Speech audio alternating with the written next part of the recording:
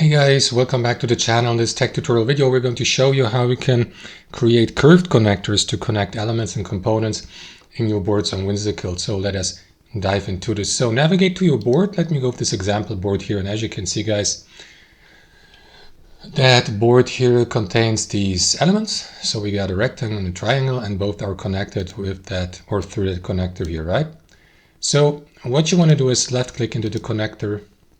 Then click into this symbol here, elbow, and then, for example, you may click through it, and if it changes its appearance to this, you may use that handle here to make it a curved connector like this, right? So yeah, let me leave it like that.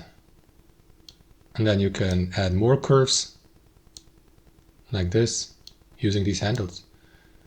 So that's how it works. You can turn it back to a solid or straight curver like this, a curve connector, sorry, not curver, connector. Yeah, that's how it works, guys. So thanks for watching. Hope you enjoyed it, got some value from it, and we catch you later.